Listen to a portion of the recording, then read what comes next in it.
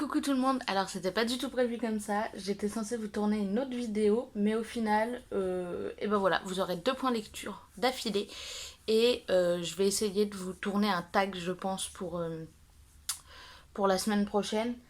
Vous en aurez même 3 des points lecture d'affilée.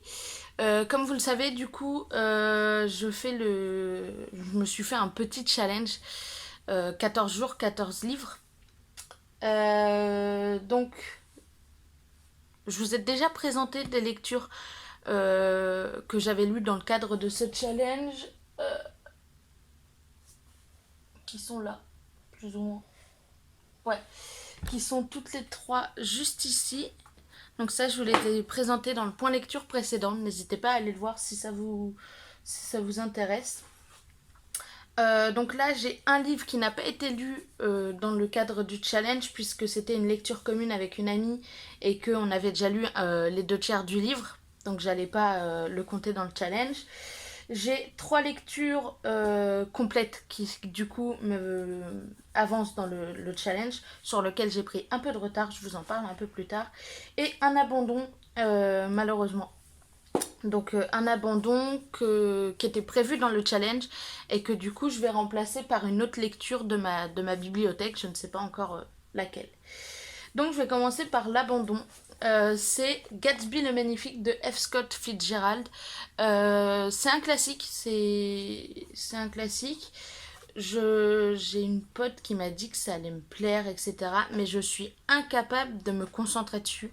J'arrive pas à me concentrer, à me mettre dans l'univers, enfin dans l'univers du livre et à avancer ma lecture.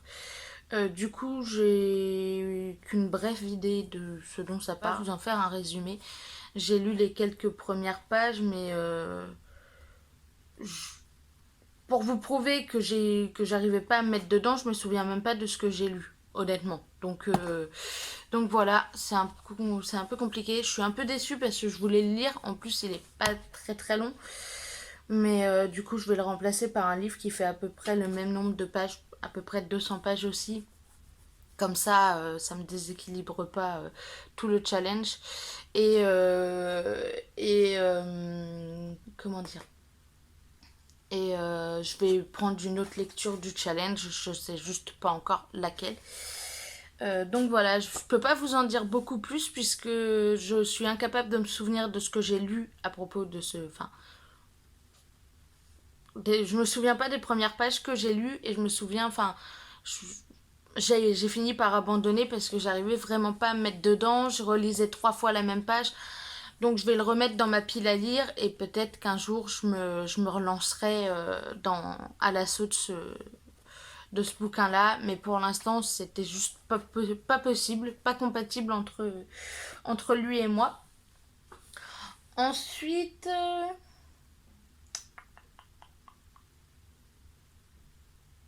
Ouais, ensuite je vais vous parler de Surtension. Donc c'est le livre qui ne fait pas vraiment, enfin qui ne fait pas partie du challenge. Donc c'est un livre de Olivier Norek chez Pocket et c'est le 3e livre de la saga du Capitaine Coste. Donc c'est il y avait le premier c'est 4,93 et le deuxième c'est Territoire. J'avais lu les 2 premiers, pareil en lecture commune avec la pote avec qui j'ai lu celui-là. Donc on avait lu Territoire quand même il y a un moment. Du coup, quand on s'est plongé dans Surtension il y a 2-3 semaines, un mois. Enfin, quand on a commencé Surtension, on avait oublié quelques détails, même du premier livre, puisque on a d'autres lectures communes et qu'on lit d'autres livres en parallèle. Excusez-moi, j'ai un truc dans l'œil. Donc du coup, on était un peu perdu. Bon, on s'est très vite remis dans l'univers avec les personnages qui sont toujours aussi attachants. Euh, euh, on a... C'est difficile de pas vous spoiler. Donc là, on suit une nouvelle enquête du capitaine Victor Coste. Et c'est censé... Enfin, au début, c'était censé être simplement un... Comment dire, un enlèvement avec demande de rançon. Et bah, eux, ils avaient juste à gérer le reste et à faire en sorte que tout se passe bien, retrouver le gosse, etc.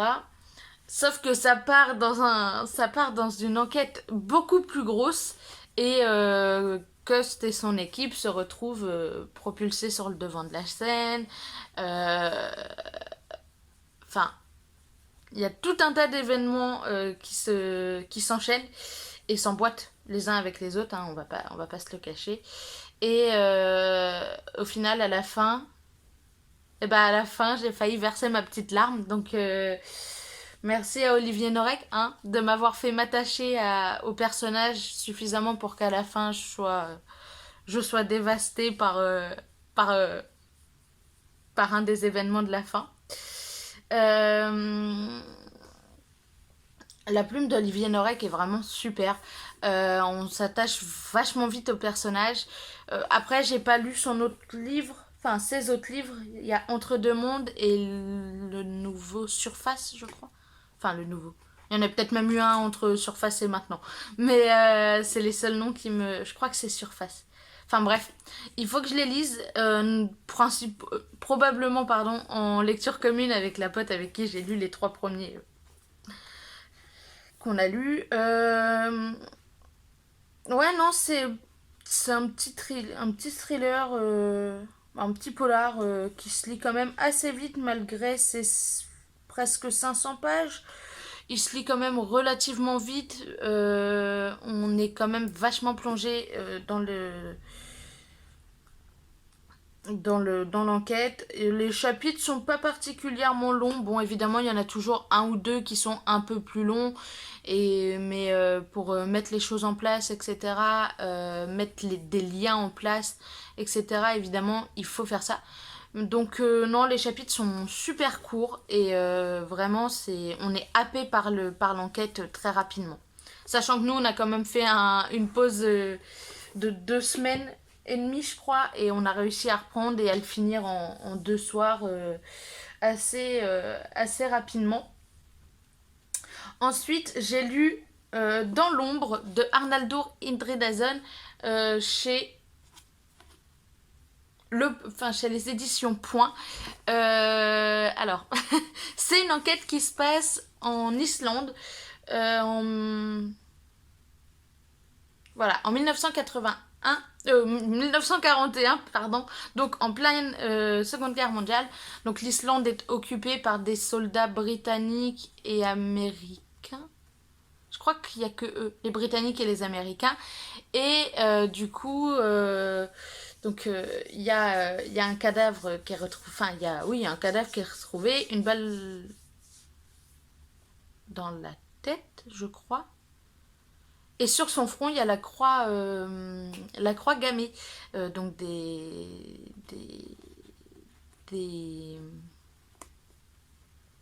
des nazis, qui est tracée avec son sang donc sur son front. Euh, les enquêteurs ont pas l'air plus stressés que ça, ils ont pas l'air de reconnaître le signe plus que ça. Au final, c'est un autre gars. Je crois que c'est le légiste au final qui leur dit que c'est la croix gammée du gouvernement nazi. Enfin, c'était un peu flou. Donc voilà, donc on est en 1941 en Islande. Je ne vais pas me retrouver le nom de la ville. Et de toute façon, je serais bien incapable de le prononcer. Je me suis lancée dans cette lecture à cause, ou grâce à Séverine de la chaîne Il est bien ce livre, je crois. Je vous mets la chaîne en barre d'infos, si j'y pense. Je vous mets la chaîne en barre d'infos, j'essaierai d'y penser. Qui en a parlé et qui a dit que elle adorait cet auteur, que c'était vachement bien, etc. Et je me suis dit, bah, go tenter. En plus, un polar un polar déjà, qui se passe pendant la Seconde Guerre mondiale. Moi j'y trouvais mon compte. J'y trouvais totalement mon compte. Donc ensuite, 2 enquêteurs, Flovent et... Je sais pas comment on dit. Et Thorson. Et au final, on se retrouve avec plusieurs pistes, plusieurs possibilités. Enfin, plusieurs pistes et plusieurs coupables possibles. Mais en même temps, voilà. On apprend pas mal de choses par rapport aux personnages, à ce qui les entoure, etc. Et je sais pas, faudrait que j'arrive à choper. Je crois que l'autre est par là. Alors attendez. Je crois que. Bah, enfin, non, je crois pas. C'est une trilogie, donc il en reste 2 autres après. Et à tout moment, j'ai pris le troisième. Voilà, évidemment. Donc le deuxième va être par là. Mais non, non, c'était un polar, il était vachement sympa. Très sombre, très très sombre. Après, c'est un polar et en plus, c'est pendant la Seconde Guerre mondiale, alors si vous préférez. Je sais pas à quoi je m'attendais. Mais voilà, c'était un peu. Bah, c'était un polar. Non, donc en fait, j'avais bien le deuxième entre les mains. D'accord, je ne sais juste pas lire. Donc du coup, peut-être le prendre pour remplacer Gatsby au final. Donc du coup, on se retrouve donc dans une, enfin, à suivre Thorson et Flovent qui doivent résoudre l'enquête, sachant que Thorson est d'origine islandaise, mais il a grandi au Canada, je crois, ou aux États-Unis. Bref, peu importe. Et lui, il fait partie de la police militaire et Flovent fait partie de la police locale. Et du coup, ils enquêtent tous les deux. Et non, l'enquête était bien tournée. Franchement, la plume de l'auteur est géniale. Mais je crois que de toute façon, les auteurs nordiques en polar font partie des meilleurs, vraiment. Donc voilà, j'ai eu un, donc au final, on va bien retrouver, parce que c'est ce que j'étais en train de checker tout à l'heure, on va bien retrouver Flovent et Thorson dans celui-là, et probablement dans le troisième. Donc je remercie pas Sandrine, par contre, parce que... Oula, bah voilà, je suis en train de me spoiler en plus. parce que... Parce qu'à la base, c'était pas du tout prévu que j'achète ça. Donc, dans ses recommandations, c'était une vidéo sur les livres qu'elle recommandait. Donc, il y avait Dans l'ombre. Et au final, en allant sur la Fnac, je me suis rendu compte qu'il y avait La femme des ombres. De l'ombre, pardon. Donc, du coup, le deuxième tome. Et je me suis rendu compte que c'était une trilogie. Donc, j'ai commandé les 3 livres. Je suis allée les chercher. Voilà. Mon porte-monnaie a encore fait la gueule. Mais du coup, voilà, je vais probablement lire La femme de l'ombre à la place de Gatsby, on verra ça. Mais du coup, voilà. Ensuite, il y a eu Orphelin 88. Non, d'ailleurs, c'était avant Dans l'ombre. Je l'ai lu avant Dans l'ombre. Là, je suis en train de vous les présenter n'importe comment. Donc, qui se passe après la Seconde Guerre mondiale. En général, la Seconde Guerre mondiale, les livres, on voit ce qui se passe pendant la Seconde Guerre mondiale. On voit le débarquement des Alliés qui libèrent les camps. Et point barre. Grosso modo. Donc là, on suit un enfant qui erre dans les rues. Lui, il faisait partie d'une école. Je vais pas retrouver le nom exact de comment ils appellent les écoles là-bas. Bref, il faisait partie d'une école allemande où il était entraîné pour être un bon petit soldat ensuite. Donc il est blond, aux yeux bleus, etc. Il erre dans les décombres. Il se retrouve dans dans une cave avec des Allemands qui se planquent. Eux, leur code, c'est le numéro 8 ou 4, voire directement le 88, je sais plus. Puisque c'est comme ça ils ne peuvent plus, enfin, avec la présence des Américains un peu partout en ville, ils ne peuvent plus prononcer le nom d'Hitler.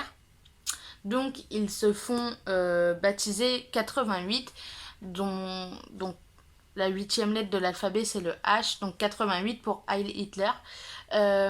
Sauf qu'ils sont trouvés par des Américains et que du coup ils sont mis dans un camion pour aller, je ne sais. Sauf que le fait d'être dans un camion commence à angoisser le petit bonhomme qui n'a pas de nom. On n'a pas son nom à ce moment-là. Lui-même ne s'en souvient pas. Enfin, il dit qu'il s'appelle Siegfried, je crois, puisque c'est le nom qu'on lui a donné. Donc voilà. Sauf que paradoxalement, donc il a un nom allemand, il a été élevé dans une école allemande, mais paradoxalement, il a un numéro tatoué sur le bras gauche et il le cache, du coup. Il le cache pour pas que, enfin, pour que personne ne le sache et que personne ne le rejette, alors que s'il le montrait, il sait que s'il le montre, les Américains vont s'occuper de lui, quoi. Mais il veut pas. Parce que lui, il a été éduqué comme ça et que pour lui, Hitler, c'est limite Dieu Tout-Puissant. Donc il se retrouve un peu dans la merde. Sauf qu'en montant dans le camion, il a une vague de souvenirs, il commence à angoisser, ça va pas du tout. Et un des Américains le fait descendre du camion. Blackout et il se retrouve, enfin il se réveille dans un hôpital où il a été pris en, en charge pour ensuite être envoyé vers un centre où toute l'histoire commence vraiment. Puisque au final, quand il a été, enfin quand le conducteur du camion l'a fait descendre, sa manche gauche s'est soulevée, ils ont compris que c'était en fait un enfant, un enfant qui avait été déporté à un moment donné. Sauf que du coup, lui, il dit qu'il s'appelle Siegfried Bruns. Je vais pas me tenter. La dernière fois que j'ai parlé en allemand, c'était il y a relativement longtemps, donc je vais pas aller plus loin dans ma tentative. Euh, Sauf que du coup, ils savent que c'est pas son vrai nom. C'est impossible que ce soit son vrai nom. On comprend pourquoi finalement au cours du temps on comprend pourquoi il est persuadé de s'appeler Siegfried Bruns, etc.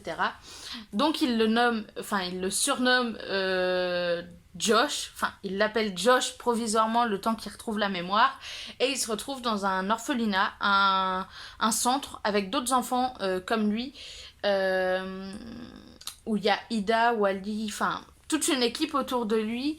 Et il se rend compte qu'il n'est pas le seul enfant à avoir été déporté, mais et à ensuite s'être retrouvé par un miracle.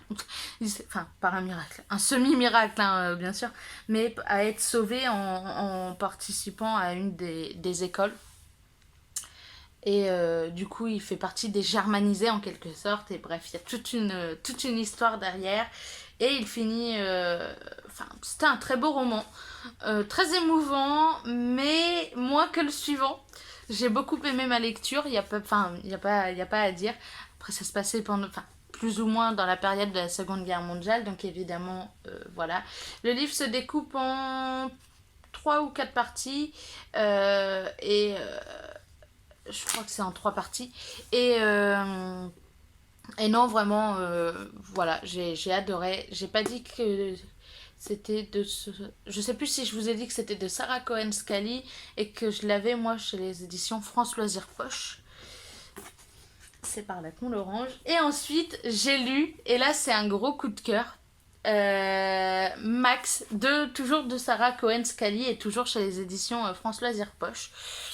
On suit un enfant qui, en 1936, qui naît le 20 avril 1936, minuit et 1 seconde, donc le jour de l'anniversaire du Führer, d'Hitler, etc. Il y a tout un tas de tests qui sont faits puisqu'il sort d'un Lebensborn, puisqu'il naît dans un Lebensborn. C'était le programme que les nazis avaient mis en place pour avoir des enfants parfaits. Blonds aux yeux bleus, costauds, forts, fins, élancés, blablabla. Enfin, vraiment un délire le truc. Donc il naît et il est testé, mesuré sous toutes les coutures. Au final, c'est le bébé parfait. Vraiment. Premier bébé, l'enfant parfait, vraiment. Donc, il a beau être... ça a beau être un enfant, il est un peu insupportable. Il est un peu insupportable quand il est bébé. Il est baptisé lui-même par le Führer. Sa mère l'appelle Max, sauf que le Führer l'appelle... Oh bah du coup j'ai oublié. Euh, Je sais plus comment il s'appelle. Parce qu'en plus, il se fait surnommer par. Enfin, il y en a un autre qui le surnomme autrement et du coup, ça.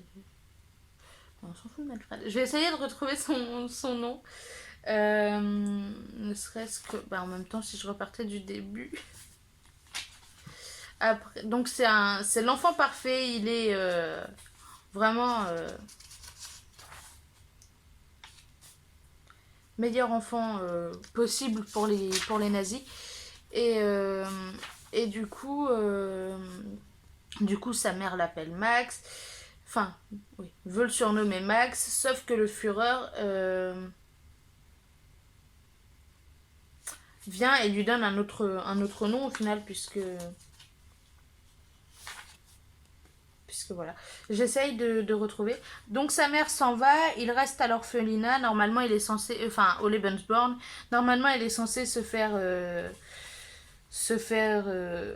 putain, se faire adopter, sauf que il est insupportable. Il fait tout pour pas être, même bébé, il fait tout pour pas être adopté. Donc au final, je vais pas retrouver son nom. Au final, il grandit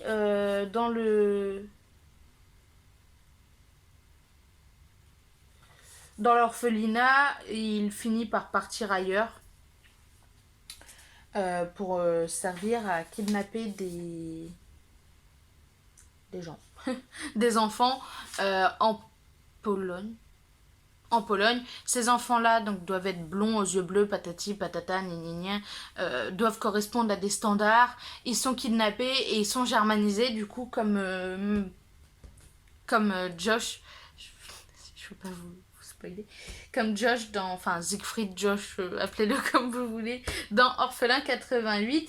Donc là, je vais pas retrouver. Conrad von. Je ne vais pas me tenter. Donc sa mère, par contre, même une fois qu'il est continue à l'appeler Max. Donc il s'appelle Conrad. Enfin, il est élevé avec le nom Conrad.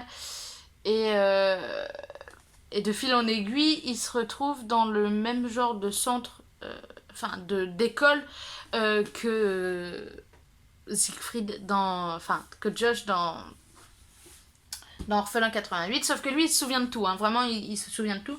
De sa naissance, vraiment de sa naissance à plus tard. Euh, et il y a un événement qui se passe au début.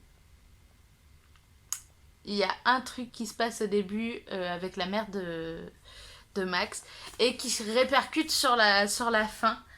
Et, ouais, je pense que franchement, je sais pas, parce que je l'ai lu en pleine nuit. Je l'ai lu, il y a une nuit où je me suis plongée dedans, je l'ai lu en entier.